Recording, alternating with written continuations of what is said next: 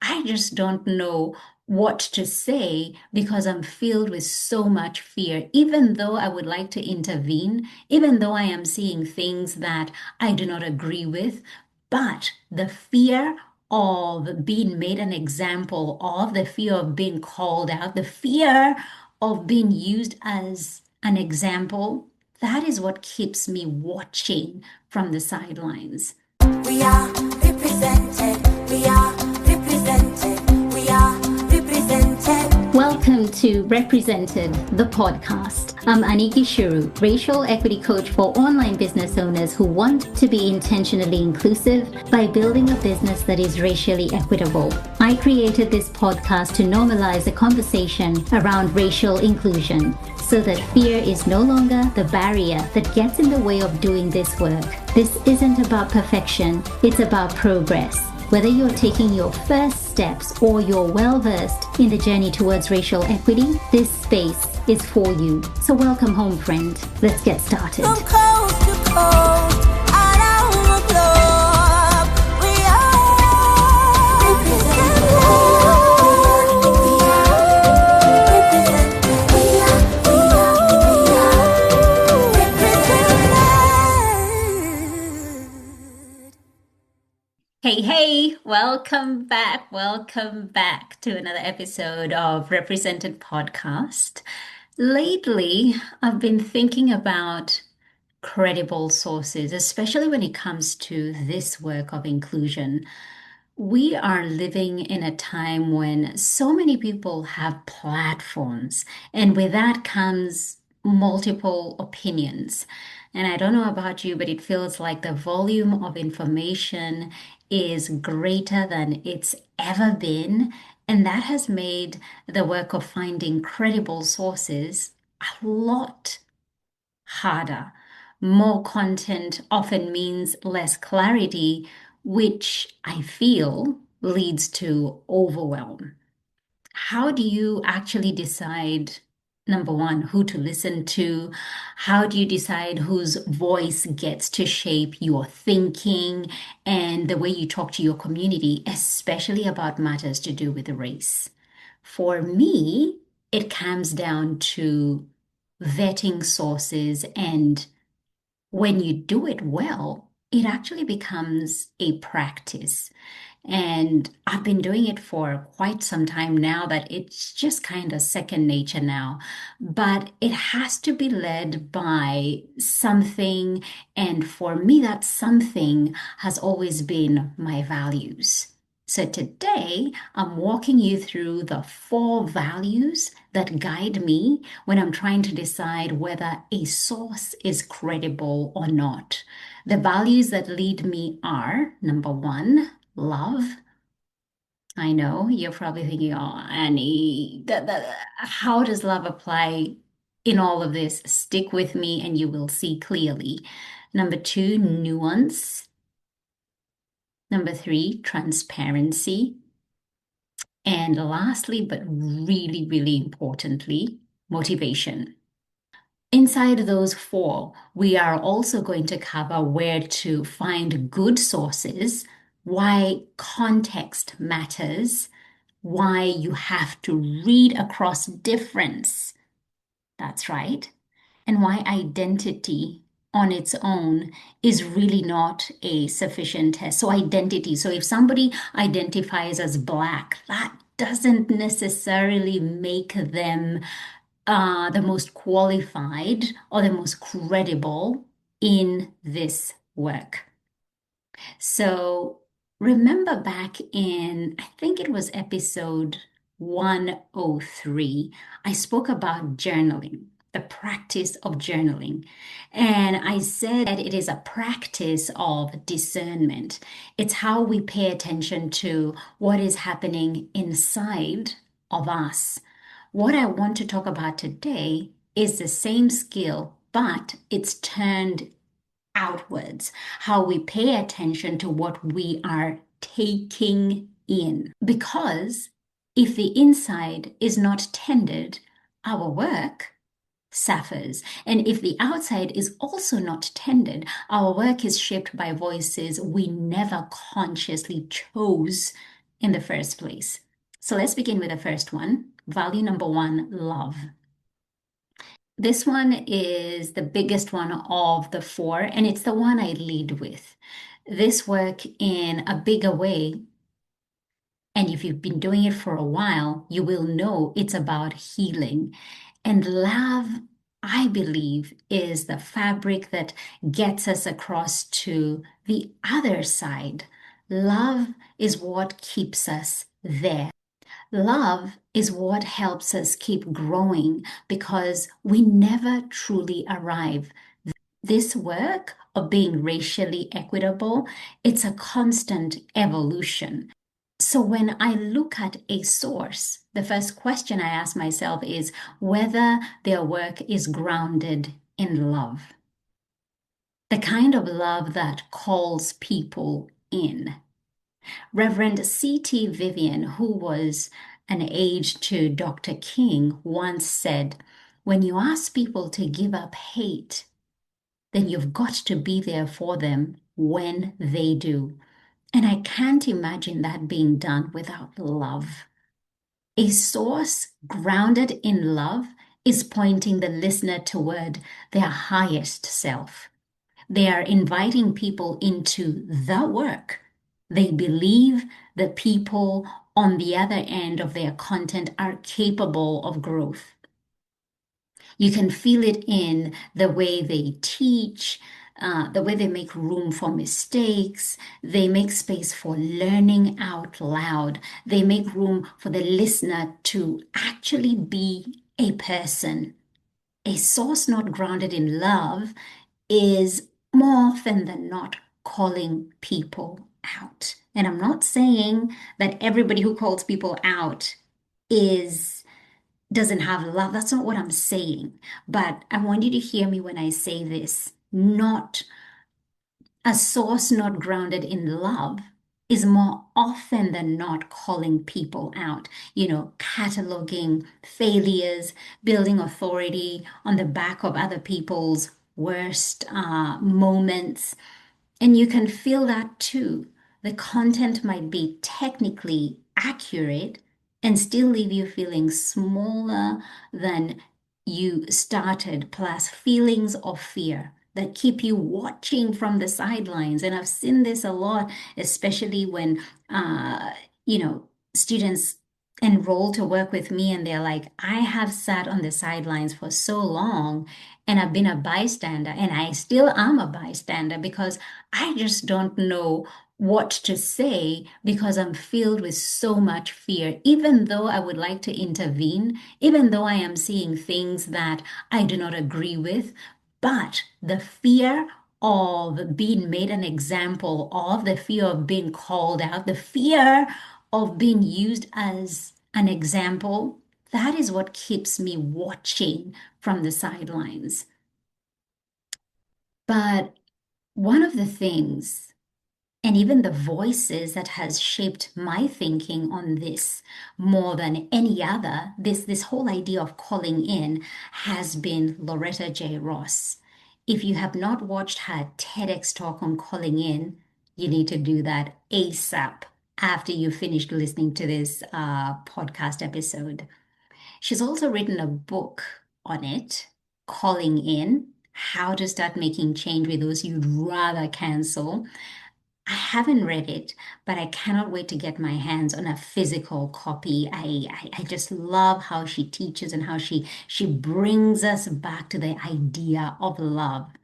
What Loretta's work gives us is permission to do this work without weaponizing it. And I think we've seen racial equity, anti-racism work done in a way that is so weaponizing that it keeps people away. It makes you so afraid that you do not want to dip your toe in this water because it just feels like you're going to drown in it. Calling in is asking more of others than calling out ever could do. And I've come to realize that. It is really saying, I see you. I believe you can do better. So think of that uncle who possibly says things that just grind you, or that parent or that loved one who just says something and you're like, this doesn't sit well. I love you on so many levels. But when it comes to matters to do with race, this just sits really, really uncomfortably for me. And so calling in is really saying to them, I see you. I believe you can be better. And I'm going to walk with you toward that. That is the ethic I'm looking for in a source. Identity matters in this work, and so does lived experience, and education matters. All of it shapes what a source brings to the table, but none of it on its own is enough. So, a Black source on matters of race is not automatically credible because of their identity. The work itself has to do the work. If a Black source is producing content that is dividing more than bridging, that is calling out without calling in. Identity does not bridge that gap. A white source, on the other hand, on matters of race, is not automatically disqualified because of identity. There are white voices in this space that I've come to know and love and appreciate, who have spent decades in proximity to communities. They've been listening, learning, doing the inner work that I often talk about, and producing content grounded in love. Now, to dismiss them on identity alone is to make the same mistake we are trying to undo. Identity matters. Yes, lived experience absolutely matters. They are part of the lens, but they are not the test. Love, my friend, is the test. Value number 2 that I use in finding credible sources and vetting through is nuance. I look for nuance. A credible source for me allows for the gray. They do not hand you a formula. They kind of challenge you to think beyond binaries. And I really have to talk about Marie Beecham here. I had Marie on the podcast, this podcast, back in episode 52. So you might want to listen to that after this. And her work has done so much for me and my thinking that very few voices have. She does not give you the one way of doing this work. And I feel like for a lot of you who arrive into this work, there is a feeling of just tell me how to do it. Tell me what I need to do, how I need to posture and position myself. In other words, give me the ABCs and the do re mi's and the one, two, threes of being anti-racist. And unfortunately, my friend, that is not how it works. And that is why I appreciate people like Marie Beecham, because she lets the complexity stay complex. She's challenged me to think beyond the black and white and consider what the gray matter really contains. And it contains a lot. And she's made me inquire more. Because when I started on this journey of really intentionally educating myself on matters to do with race, I was like, okay, so what's right and what's wrong? Okay, so this is the way we do it.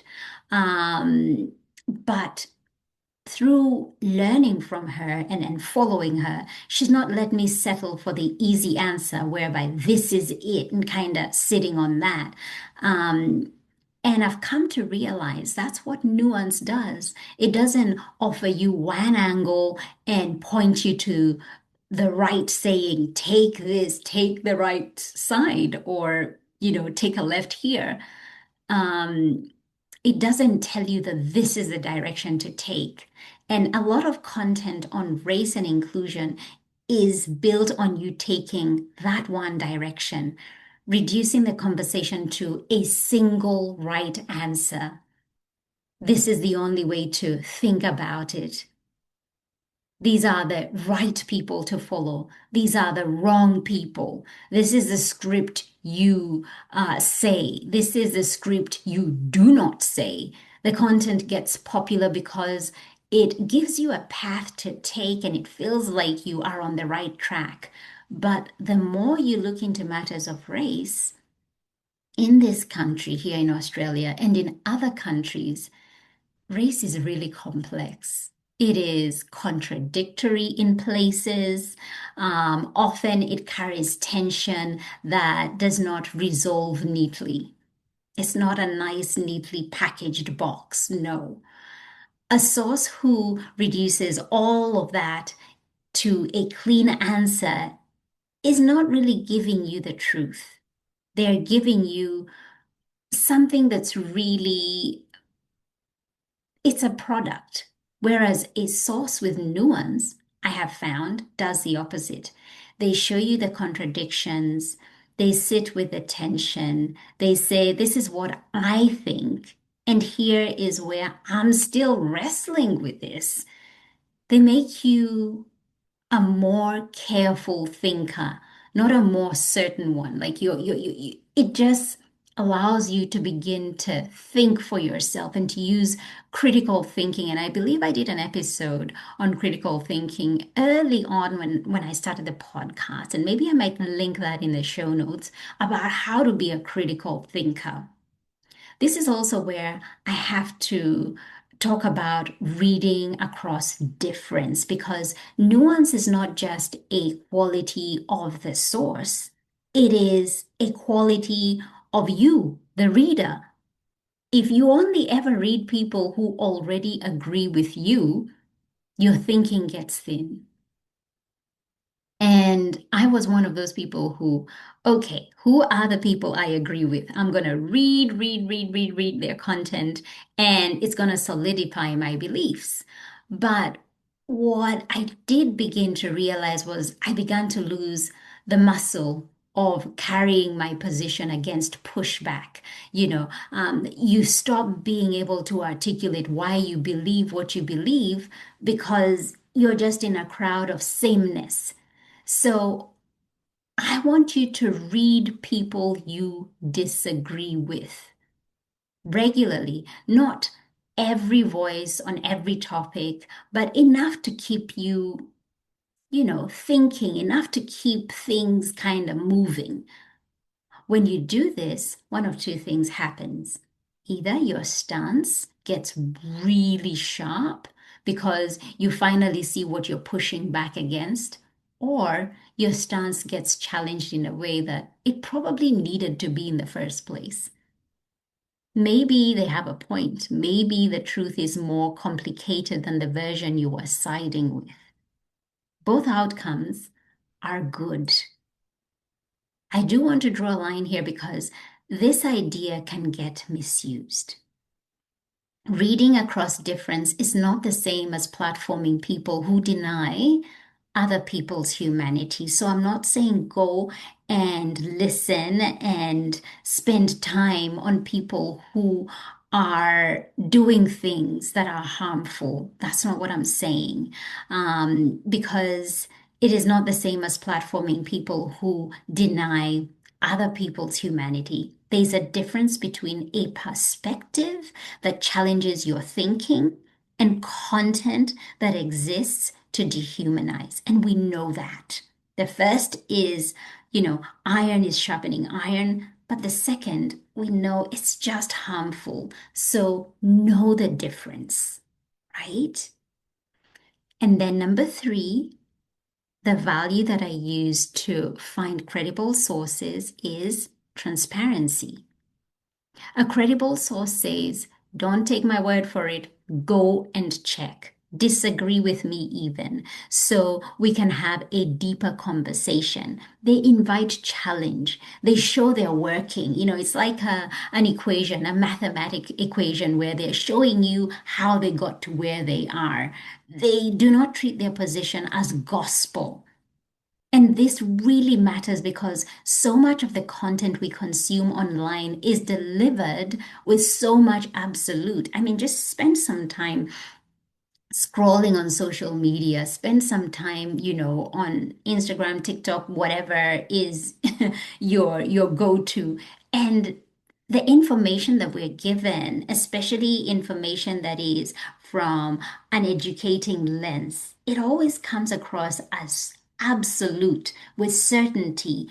It's and I feel like it never gives you the full picture because um, anyone who has actually done this work knows it is full of places where the answer is, and I'm not sure yet, or the field is still working this out, or here's what I think, and here's what I might be getting wrong. So it's not like we've arrived here and this is the absolute and this is the answer. There's still a lot of I'm not sure. There's still a lot of I don't even know. How do we get there? And so a source who never says any of those things is not more credible. So, where do you find transparent sources? Well, there are a few places. Number one, peer-reviewed research. When academics take the time to study something rigorously with other academics and they check their work before it gets published. That process produces accountability. And I know it's not perfect, but the discipline is really worth respecting. So, reading those peer reviewed research articles and documents.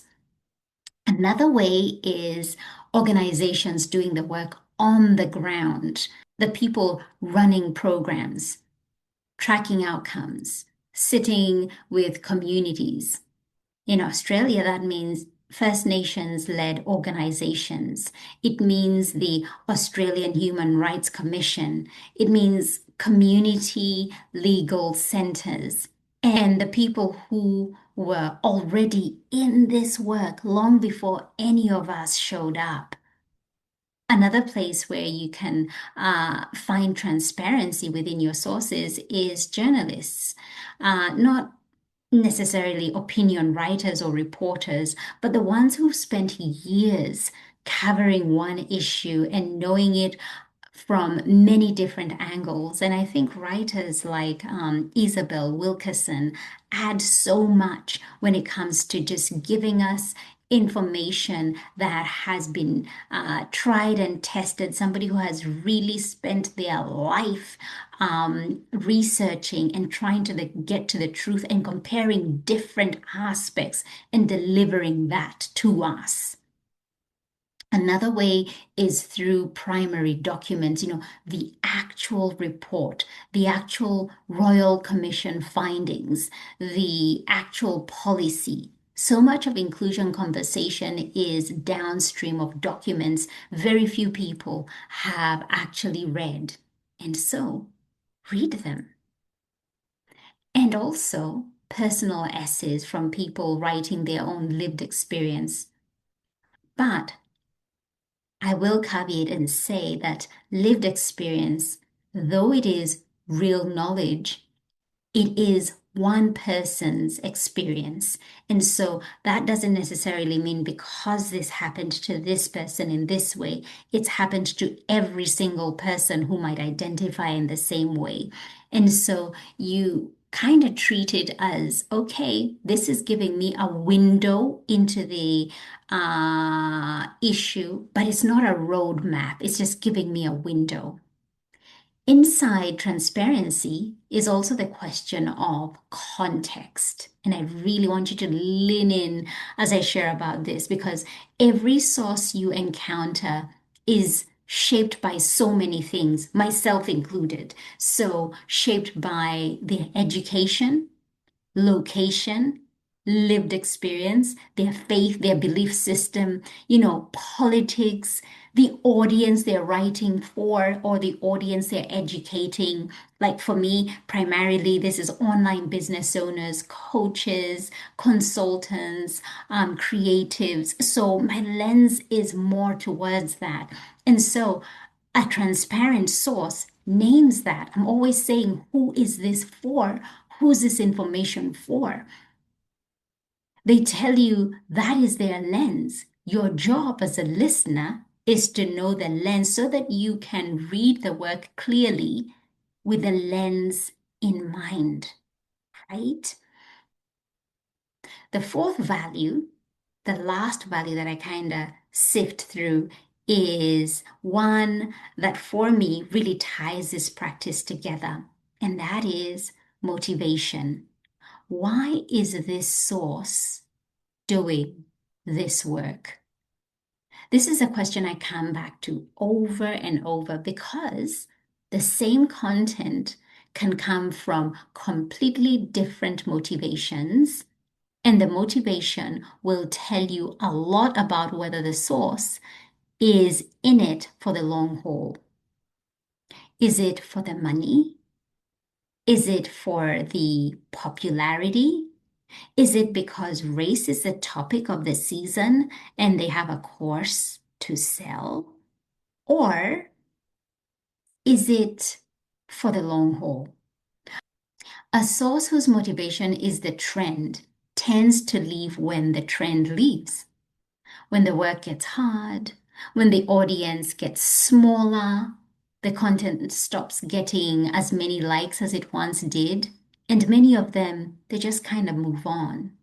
A source whose motivation is the long haul, it looks different. Many of them were doing this work before it was popular, and it is likely many will still be doing it when it is not. Then content does not change based on the algorithm, or it doesn't chase the algorithm. Their thinking does not get influenced by what is trending. They are slower sometimes, and they are the ones I feel I lend my trust to. Motivation matters a lot because for me, legacy matters. I think a lot about what we are leaving behind, what our children will pick up when we set this down, what baton are we passing on, and whether we will have actually moved it forward or just held it for a while and made some noise. This work for me is, and I've said it before, it's generational. I'm not in this for this year's audience. I'm in it for what gets built over time. I want my kids and the children of the people I work with to inherit a conversation that is further along than the one we inherited, right? I want them to look back and see that my generation moved the needle in a meaningful way. So when I'm vetting a source, I'm asking, are they in this for the legacy? Are they building something that will last? Or are they here for the moment? I know that's a difficult one to vet because, and I'll bring in nuance here, there are those who have had to stop doing this work because it's not income generating anymore. They need to make a living, and so they've been forced to move on to something else. But in saying that, we need to have a system we can use to vet credible sources. And this one I'm prescribing here is yet to let me down. Now, I'm not saying it's foolproof, but it's a great place to consider for someone who is actually wondering how to find credible sources with all the noise that is around us. So, those are the four values: love, nuance, transparency, motivation. When I encounter a new source, that is the practice I run. Is the work grounded in love? Does it allow for nuance? Is it transparent about what it knows and what it doesn't know? And what is the motivation underneath it all? If a source comes through across all four, I let them into my thinking. If they fall short on one, I still read them carefully with my own judgment. If they fall short on most or all of them, then I let them go. You're not a passive consumer of this work. Please remember that. Think of yourself as a builder. You are building your own information diet, so to speak. And that diet is shaping conversations you have, decisions you make, the content you create for your own audience. So build it carefully according to your values, not according to who has the biggest platform. Some of the voices you are following right now will come through against these 4 values, and some may not. And guess what? That is the work. And there is no shame in updating who you listen to. That is the practice, and I do it all the time. Now, if something in this episode is stirring you and you realize you want to do this work in community with other values-led business owners who are taking it as seriously as you are, I want to invite you to join the Represented waitlist. Represented is my 10-week racial inclusion program. It is a place where we kind of just slow things down, ask the harder questions, and build discernment this work actually requires. The waitlist is at anniegishour.com/represented. And the link, my friend, is in the show notes. And so, the next time you find yourself wondering, is this source credible? Remember these 4 things: love, nuance, transparency, motivation. I'll catch you next week. We are represented. We are represented. We are represented. Thank you so much for tuning in. Why don't you go ahead and hit that subscribe button and leave a review so this podcast can reach more online business owners, and together we can begin to normalize racial inclusion in the online coaching space. I'd love to acknowledge the traditional owners of the land where this podcast episode was recorded, the Wiradjuri people in central New South Wales, Australia. Music produced in Nairobi, Kenya by Patrick St. P. Mbaru and Kambua Mathu. Vocals by Joanne Matata. Represented from coast to coast.